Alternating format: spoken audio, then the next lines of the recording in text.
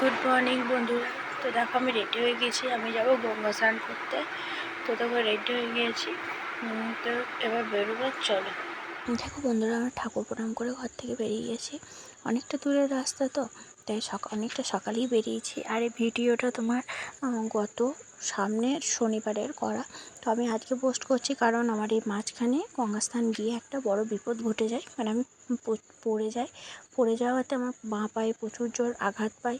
তো পাটা কেটেও গেছিলো। এবার যে কারণে আমি গঙ্গা স্নান করতে গিয়েছিলাম সেটাও আমার আর হয় না, কারণ রক্ত বেরিয়ে গিয়েছিলো বলে ওটা আর হয়নি।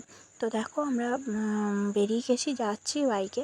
আর কেমন রোদটা দেখো, সকালের রোদ তো হালকা গায়েও লাগছে, আবার হাওয়াটাও খুব মিষ্টি লাগছে। তো দুটো মিলিয়ে বেশ ভালোই লাগছে, খারাপ একটা লাগেনি। তো দেখো আমরা এবার ঢুকছি মুন্ডমালিনী তলা। তো দেখো এই মুন্ডমালিনী তলাটা না জঙ্গলের ভিতরে। এটাতে তোমার এখানে মন্দির আছে। তো তোমার চারিপাশটা পুরো সবুজে ঘেরা।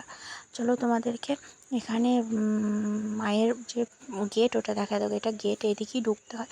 আর এই দিকটা তো তোমার ইয়ে আছে, মন্দির আছে জঙ্গলের ভিতরে। এদিকটায় রাতের বেলায় আসতে না একটু ভয়ই লাগে আমার।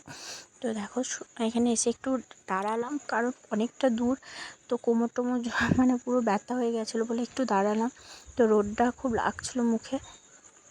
আর কথা বলতে বলতে আমরা আবার বেরিয়ে গেছি, অনেকটা রাস্তা চলেও এসেছি। এবার আমরা গঙ্গাস্থানের ভিতরে ঢুকছি। এটা মানে রাস্তাটা পৌঁছাও হয়ে গেছি। তো দেখো চারিদিকটা সবুজে সবুজে ঘেরা। আর এখানে শুধু টিনের বাড়ি, দালান বাড়িও আছে খুব পরিমাণে অল্প, কিন্তু টিনের বাড়ি আর পাটের কাঠি দিয়ে বানানো এই টাইপের বাড়ি এখানে বেশি। তো ভালোই লাগে এখানকার বাড়িগুলো দেখতে, তো আর তো দেখো চারিদিকটা কত সুন্দর লাগছে, পাটের ইয়ে দিয়ে সব ঘেরা। তো দেখো আমরা ঢুকে গেছি এবার। এটা হলো এই রাস্তাটা দিয়ে আমরা ভিতর দিকে যাব। তো দেখো এখনও ঢুকিনি, মানে এই রাস্তাটাতে ঘুরে গিয়ে তোমার ওই দিকটাতে ঢুকবো। তো এই মানে সব শিব পুজো ছিল গাজনের জন্য, এত ভিড় পরিমাণে মানে কল্পনার বাইরে। তো দেখো রাস্তার ভিতরে ঢুকে গেছি। আর এখানে না প্রচুর বাড়ির সামনে শুধু তোমার সুপারি গাছ, আর রোদের ছটাটা সুপারি গাছের ওপরে পড়ছে। আর কি অপূর্ব সুন্দর লাগছে জানো তো, মানে রোদের ছটাটা মাঝে সাঝে মুখে লাগছে, তো খুব সুন্দর লাগছে। আর কি সুন্দর লাগছে বলো দেখতে, তোমাদের কেমন লাগছে কমেন্ট করে জানিও। আর আমার ভিডিও যদি তোমাদের ভালো লাগে তাহলে একটা লাইক আর একটা কমেন্ট করে দিও। আর তোমরা আমার পাশে থেকো, তোমাদের ভালোবাসা আমার দরকার। তো দেখো আমরা কথা বলতে বলতে দেখো ভিতরে ঢুকেই গেছি, অলমোস্ট চলে এসেছি। তো এখানে আমরা দেখো মেলাও বসেছে। ঢুকে গিয়ে গঙ্গাস্থানের ভিতরে গিয়ে দেখছি এখানে মেলা বসেছে শিব পুজোর উপলক্ষে। আর এখানে গান টান বাজছিল, তো ভালোই লাগছিল। আর এই দেখো মাঠটাতে কত গাড়ি লাগানো, আর প্রচুর ভক্তের ভিড়, তো খুব সুন্দর লাগছিল। তো দেখো এখানে মেলা বসেছে, চলো দেখায়। দেখো কত মেলা বসেছে। তো আমি আমার বরকে বলছি যাওয়ার সময় কিছু একটা কিনে দেবে।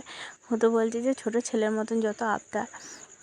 মজাই লাগে মেলা বসলে কিছু একটা নিতে, তাতে একটা কানের হলেও নিতে হবে আর কি, এরকম ব্যাপার খুব ভালোই লাগে। তো সেই জন্য। আর ফাঁকে ফাঁকে দেখো ফলেরও দোকান বসেছে, কারণ ডাব বসেছে প্রচুর বাবার মাথায় ডাবের জল দেওয়ার জন্য। দেখো কেমন ভিড়, আমরা বাইকটা নিয়ে এসে না পুরো আটকে গেছি জ্যামে, মানে ভিতর দিকে যেতেই পারছি না, এত জ্যাম, কঠিন পরিমাণের জ্যাম। তো কোনো রকমে ঘাটে এসে পৌঁছালাম। ঘাটে দেখো একটা মাছি গেলেও গলে যাবে, এত ভিড়। এই ঘাটটাতেই আমরা স্নান করি। তো এই ঘাটটাতে তো মানে হয়নি বলে আমরা ওই দিকটাতে গিয়ে দেখলাম, বরকে বললাম। তো চলো আজকের মতন টাটা, আবার কাল দেখা হবে।